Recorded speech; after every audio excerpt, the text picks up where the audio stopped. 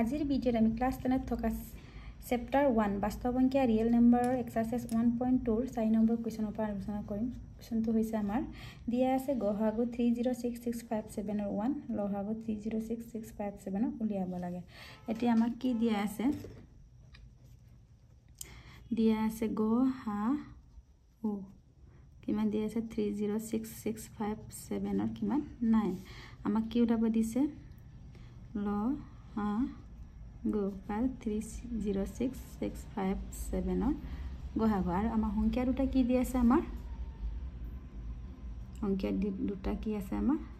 306 আৰু 657 এতিয়া আমাৰ ইহঁতৰ মাজত এটা সম্বন্ধ আছিল আমি জানো যে লহাগু পূৰণ গহাগু ইকুৱেল টু সংখ্যা দুটাৰ পূৰণ ফল। এটা আমি লহাগু কিমান পাইছিলো আমি উলিয়াব লাগে আমি এনেকৈ থৈ দিম। আকৌ গহাগু কিমান আছিল আমাৰ গহাগু 9 আকৌ সংখ্যা দুটাৰ পূৰণফল সংখ্যা দুটা কোনটো আছিল আমাৰ 306 আকৌ পূৰণফল বুলি ক'লে আমাৰ 657 পূৰণ চিহ্নটো দিলো। এতিয়া লহাগু উলিয়াব লাগে লহাগু এই 90 ইনটু আছে এফালে গ'লে আমাৰ আইছে দেখিলে কি হ'ব আমাৰ ডিভাইড ডিভাইডৰ এটা 9 এৰে আমি কাক কেনসেল কৰিব পাৰো 9 এৰে আমি 306 ক কেনসেল কৰিলে 3 টাইম গ'ল আমাৰ 34 টাইম গ'ল আকৌ কি থাকিলে 34 ইনটু 657 আমি ইনটু কৰিলে কিমান হয় আমাৰ 22338 এইটো আমাৰ এনসাৰ লহাগু কিমান পালো আমি 22338 এনেদৰে আমাৰ উলিয়াব পাৰি। কেতিয়াবা 8% আমি গহাগু উলিয়াব দিয়ে কেতিয়াবা দুটা সংখ্যা থাকে এটা সংখ্যা দিয়া থাকিব আনটো সংখ্যা উলিয়া বুলি কয় একেটা মেথডতে আমি কৰিব লাগে। এটা নেক্সট প্ৰশ্নটো চোৱা 5 নম্বৰ প্ৰশ্নটো আছে পৰীক্ষা কৰা যে কোনোবাই স্বাভাৱিক সংখ্যা এনৰ ক্ষেত্ৰত 60n সংখ্যাটো 0 সংখ্যাৰে শেষ হ'ব পাৰে নে নাই এইটো আমাক দেখাব গৈছে। এন হৈছে আমাৰ স্বাভাৱিক সংখ্যা যদি একৰ সংখ্যা যদি আমাৰ 0 থাকে এইটো সদায় মনত ৰাখিবা আমাৰ কিহেৰে বিভাজ্য হয় 5ৰে কিন্তু 5ৰে বিভাজ্য হয় একৰ সংখ্যা যদি 0 থাকে বা 10ৰে বিভাজ্য হয় কিন্তু 6 আছে 6 টো আমাৰ 6ৰ মৌলিক উৎপাদক কি আমাৰ 2n 3 কাৰণ 2 3 গুণ 6 এতিয়া ইয়াত তোমালোকৰ পাটিগণিত মৌলিক উৎপাদক নিশ্চিত কৰে যে 60 পে n আইন কোনো মৌলিক উৎপাদক নাই ইহঁতৰ মৌলিক উৎপাদক নাই গতিকে কোনো স্বাভাৱিক সংখ্যা n নাই যাৰ ক্ষেত্ৰত 60n শূন্য অংকৰে এক হয়। মাত্ৰ এইখিনি কথা লিখিব লাগে মই লিখি দিছো তোমালোকে লিখি লবা কি আছে nৰ কোনো মানৰ ক্ষেত্ৰত যদি 60n সংখ্যাটো শূন্য অংকটোৰ শেষ হ'ব লগীয়া হয় তেন্তে ই কিহেৰে বিভাজ্য এইটো মনত ৰাখিবা শেষৰ সংখ্যা যদি 0 থাকে 5 বা 10ৰে বিভাজ্য হয় ই 5ৰে বিভাজ্য হয় হ'ব। কিন্তু আমি কি জানো আমি জানো যে 60n ৰ মৌলিক উৎপাদক কি আমাৰ মৌলিক উৎপাদক কি হয় আমাৰ 2 3 2 আৰু 3 হয় ইয়াতে n আছে আমি লিখি দিছো মৌলিক উৎপাদক কি হয় আমাৰ 60n ৰ 2 আৰু 3 আকৌ এটা নিয়ম আছিল আমাৰ পাটি গণিত মৌলিক উপপাদ্যই কি কৈছিল আমাক নিশ্চিত কৰে যে 60n আইন কোনো মৌলিক উৎপাদক নাই কোনো মৌলিক উৎপাদক নাই গতিকে এনে কোনো স্বাভাৱিক অংকীয়া n নাই যাৰ ক্ষেত্ৰত 6 to the power n পূৰ্ণ অংকৰে এক হ'ব এইটো আমাৰ এনেকৈ আমি লিখি দিলে আমাৰ শেষ হৈ যায় এতিয়া নেক্সট প্ৰশ্নটো চোৱা প্ৰশ্নটো হৈছে 6 নেক্সট এতিয়া আমাৰ 6 নম্বৰ প্ৰশ্নটো চোৱা 7 * 11 * 13 + 13 আৰু 7 * 6 * 5 * 4 * 3 * 2 * 1 + 5 অংকৰ এটা কিয় যৌগিক সংখ্যা বুলি কোৱা হয় প্ৰথমে জানিব লাগিব আমাৰ যৌগিক সংখ্যানো কি যৌগিক সংখ্যা তাৰ উৎপাদক দুটাতকৈ বেছি থাকে এইটো হৈছে আমাৰ যৌগিক সংখ্যা কি দি আছে আমাৰ 7 * 11 প্লাস এইটো ইনটু হয় আমাৰ ইনটু 13 বা মই ইয়াতে লিখিছো 7 * 11 * 13 + 13 আমাৰ ইয়াৰ পৰা কি কমন আহিব আমাৰ 13 এটা কমন আহিব আনিলে কিমান হ'ব 7 * 11 + 1 আকৌ 13 7 * 11 77 + 1 আকৌ 13 * 77 + 1 78 এতিয়া আমি 13 * 78 কিমান হয় আমাৰ 1014 এটা 104 আমি যদি উৎপাদক ল কিমান হ'ব আমাৰ 2 * মৌলিক উৎপাদক কৰি লিখো তেতিয়া 13 * 13 এতিয়া চাচোন আমাৰ ইয়াত দুটাতকৈ বেছি আমি উৎপাদক পালো নাই 1014 মানে 1014 মানে আমাৰ কি 7 * 11 * 13 + 13 ইয়াত কি ই এটা কি হ'বগে তেনেহলে আমাৰ মৌলিক উৎপাদক আমাৰ দুটাতকৈ বেছি থকাৰ কাৰণে ই আমাৰ কি হয় আমাৰ যৌগিক সংখ্যা এতেকে 7 পূৰণ 11 পূৰণ 13 + 13 এটা যৌগিক সংখ্যা নেক্সট আকৌ আমাক কি দিয়া আছে 7 * 6 * 5 * 4 * 3 * 2 * 1 + 5 এইটো আমি এনেদৰে একে প্ৰচেছত দেখাম আমি এইটো আমাৰ যৌগিক সংখ্যা হয়নে নহয় এটা আমাক কোনটো দেখাব লাগে আকৌ 7 * 6 * 5 * 4 * 3 * 2 * 1 + 5 আমাৰ একে প্ৰচেছত কৰিম ইয়াৰ পৰা কি কমন আহিব আমাৰ 5 কমন আহি 7 * 6 * 4 * 3 * 2 * 1 + 1 7 * 6 * 4 আকৌ 3 * 2 * 1 কৰিলে আমাৰ কিমান হ'ব আৰু +1 কৰিলে আমাৰ কিমান হয়গে আমাৰ এইটো ইনটু কৰিলে কিমান হ'ব 7 * 6 * 4 * 3 * 2 * 1 কৰিলে আমাৰ কিমান হয় 1008 আকৌ +1 এটা আছে আকৌ 1008 কিমান হ'বগে আমাৰ +1 কৰিলে আমাৰ 1009 আকৌ 5 * 1009 কৰিলে আমাৰ কিমান হয়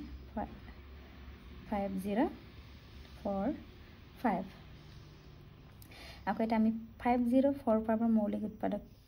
কিমান হ'ব চোৱা এটা দুটাতকৈ বেছি হয় নে নহয় 5045 5 এৰে কৰিলে আমাৰ 109 আমাৰ দুটাতকৈ বেছিটো হ'ব এইটো কিমান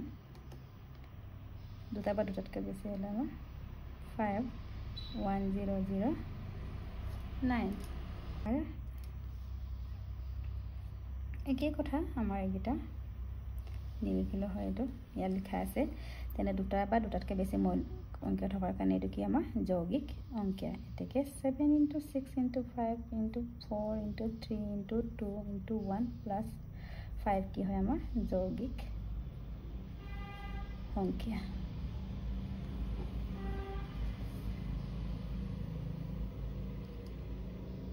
7 নম্বৰ প্ৰশ্নটো চোৱা এখন খেলপথাৰ চাৰিওপিনে এটা বৃত্তাকাৰ পথ খেলপথাৰখনৰ গাড়ীবোৰ এবাৰ ঘূৰিবলৈ সোনিয়াৰ 18 মিনিট লাগে য'ত একেটা ঘূৰণতে ৰবিৰ লাগে 12 মিনিট মানে বেলেগ বেলেগ হৈছে হয় না তেওঁলোকে একেটা বিন্দুত একে সময়ত আৰু একেটা দিশত যাত্ৰা আৰম্ভ কৰে কিমান মিনিট পিছত তেওঁলোকে আকৌ আৰম্ভণি বিন্দুটো আমাৰ হ'বগে প্ৰথমে আমি ইয়াত কি কৰিম আমি 12 আৰু 18ৰ লহাগু ল'ম লহাগু কেনেকৈ বুলি আমি ল'ব লাগিব গম পাম আমাৰ ইয়াত কাৰণ বেলেগ বেলেগ দিশত ঘূৰিছে তেনেহ'লে আমাৰ প্ৰথমে কি কৰিম আমি কোৱেশ্চন নম্বৰ 7ৰ সলিউশনটো প্ৰথমে ল'ম আমি 18 আৰু 12ৰ লহাগু কিমান হ'ব 18ৰ কিমান হ'ব আমাৰ 2 3 গুণ আমি উৎপাদক উলিয়াম 18ৰ 2 এৰে 9 3 3 গুণ 9 কিমান হ'ব 2 পূৰণ 3 পূৰণ 3 আকৌ 12ৰ কিমান হ'ব 2 2 গুণ 4 4 2 4 3 গুণ 12 এতিয়া ইয়াৰ আমাৰ লহাগু কিমান হ'ব 18 আৰু 12ৰ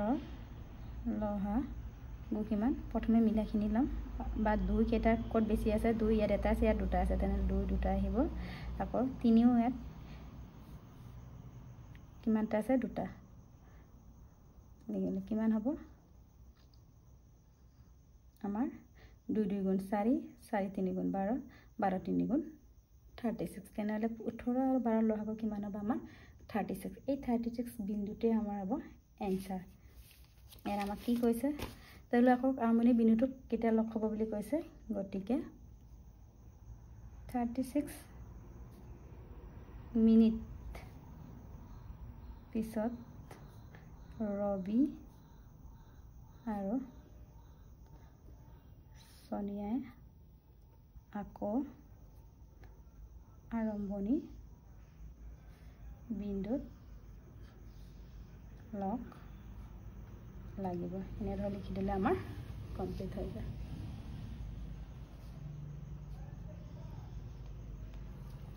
এতিয়া নেক্সট প্ৰশ্নটো চোৱা 8 নম্বৰটো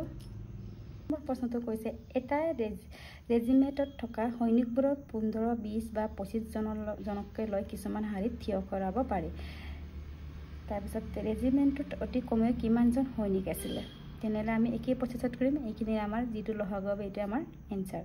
আকৌ 2 নম্বৰটো কৈছে এটা ঘণ্টাত 18 ছেকেণ্ড আৰু আন এটা ঘণ্টাত 60 ছেকেণ্ড অন্তৰালত বাজে মানে ডিফাৰেন্স বেলেগ বেলেগ সময়ত বাজে কোনো এক সময়ত দুটা ঘণ্টা একেলগে বাজিলে তাৰ কিমান ছেকেণ্ড পিছত ঘণ্টাটো পুনৰ একেলগে বাজিব একে আমি লহাগুই আমি উলিয়াব লাগিব তাৰপৰা 3 নম্বৰটো চোৱা এটা অনাথৰ কেন্দ্ৰত প্ৰতি দুদিনৰ মূৰে মূৰে অসম সংগীতটো বজায় আন এটা কেন্দ্ৰই একেটা সংগীত প্ৰতি 3 দিনৰ মূৰে মূৰে বজায় প্ৰথমটো এটা অনাথৰ কেন্দ্ৰত প্ৰথমটোত অসম সংগীত 2 দিনৰ মূৰে মূৰে বজায় মানে 2 আনটো আমাৰ কেইদিনৰ মূৰে মূৰে বজায় 3 তেনে 2 আৰু 3 আমাৰ লহাগু কিমান হ'ব 6 তাৰ পিছত কৈছে 30 দিনৰ ভিতৰত কিমান বাৰ বাজিব যদি এদিনত আমাৰ একেটা মিলি কিমান বাজিলে 6 তেনেহ'লে 6 ৰে 30ক 30 দিনৰ মুঠতে কিমান বাৰ বাজিব ক'লে আমাৰ হৰণ কৰিলে কিমান পাব 5 এইটো হৈছে আমাৰ এনসাৰটো আমাৰ কিমান বাৰ বাজিব 5 বাৰ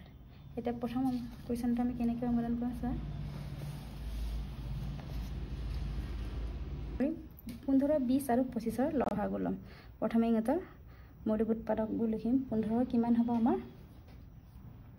মৌলিক উৎপাদক 3 5 গুণ 15 আকৌ 20ৰ কিমান হ'ব 2 2 গুণ 4 4 5 গুণ 20 আকৌ 25ৰ কিমান হ'ব 5 5 গুণ 25 তেনেহ'লে আমাৰ লহাগু কিমান হ'ব কোনটো মিলি আছে আমাৰ 3 5 5 5 পইটকতে আছে এটা ললো আকৌ আৰু এটা আমাৰ থাকি গৈছে এটো আমি লৈছো 5 3 কেটা আছে এটা 2 কেটা আছে আমাৰ দুটা তেনেহলে কিমান হ'ব আমাৰ 2 2 গুণ 4 4 3 গুণ 12 12 আৰু 60 60 আৰু 5 কিমান 300 আমি 300টা লহাগু কিমান হ'ব আমাৰ 300 এই 300তে আমাৰ ৰেজিমেণ্টত অতি কমেও কিমান 300 জন সৈনিক আছে নেক্সট আমাৰ 2 নম্বৰ প্ৰশ্নটো কি আছিলে চাওঁগে 2 নম্বৰ প্ৰশ্নটো কি কৈছে এটা ঘণ্টাত 18 ছেকেণ্ড আন এটা ঘণ্টা 60 ছেকেণ্ডৰ অন্তৰালত বাজে কোনো এক সময়ত দুটা ঘণ্টা একেলগে বাজিলে তাৰ কিমান ছেকেণ্ডৰ পিছত ঘণ্টাটো পুনৰ একেলগে বাজিব তেনেহ'লে আমি কি ল'ম 18 আৰু 60ৰ লসাগুটো উলিয়াম প্ৰথমে উলিয়াম আমি 18 আৰু 60ৰ লসাগু কিমান হ'ব 18 2 3 গুণ 6 6 3 গুণ 18 আকৌ 60ৰ কিমান হ'ব 2 2 গুণ 4 4 3 গুণ 12 12 5 গুণ 60 আমি মৌলিক উৎপাদকবোৰ লিখিলো তেনেহ'লে ইয়াৰ লসাগু কিমান হ'ব আমাৰ 2 কেইটা আছে দুটা দুবাৰ লিখিলো 3 কেইটা আছে আমাৰ দুটা প্ৰথম মিলাটো লিখিলো নিমিলাটো লিখিলে হয় যেটো বেছিকে থাকে এটো লিখিলে হয় 5 কিমান হ'ব 2 2 গুণ 4 4 3 গুণ 12 12 3 36 into 5 180 এটাকে আমি কি হ'ব গতিকে 180 সেকেন্ডৰ পিছত ঘণ্টা দুটা একেলগে বাজিব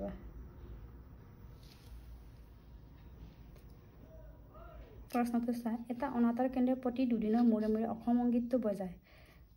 এটা অনাতাঁৰ কেন্দ্ৰ কেইদিনৰ মূৰে মূৰে দুদিনৰ মূৰে মানে 2 আৰু আনটো অনাতাঁৰ কেন্দ্ৰ কেইদিনৰ মূৰে মূৰে বাজে 3 দিনৰ মূৰে মূৰে তেনে 2 আৰু 3 আমি লসাগুটো উলিয়াম আৰু 30 দিনৰ মুঠতে কিমানকে বাজিব আমাৰ 5 বাৰ চোৱা 3 সলিউশন এটা অনাতাঁৰ কেন্দ্ৰই অসম সংগীত বজায় কিমান 2 দিন মূৰে মূৰে হয় না মূৰে মূৰে আকৌ আনটো অনাতাঁৰ কেন্দ্ৰ অসম সংগীত বজায় কিমান 3 দিন মূৰে মূৰে তেতিয়া কিমান হ'ব আমাৰ লসাগু কিমান হ'ব আমাৰ 2 আৰু 3 অকলে জানে লসাগু আমাৰ 6 তেনেহ'লে 30 দিনত কিমান দিন দুটা বাজিব বুলি কৈছে এতেকে 30 দিনত মুঠতে দুইটা অনাতাঁৰ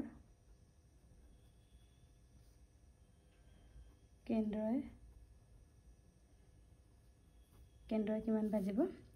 30/6 কিমান দিমান হ'ব 5 বাৰকে বাজিব এইটো হৈছে আমাৰ এনসাৰ এনেদৰে আমি উলিয়ালে আমাৰ এনসাৰ হৈ যায় মুঠতে কেইবাৰ হ'ল আমাৰ 5 বাৰ ইয়াৰ পিছত আমি এক্সাৰসাইজ 1.3 টো আমি আলোচনা কৰিম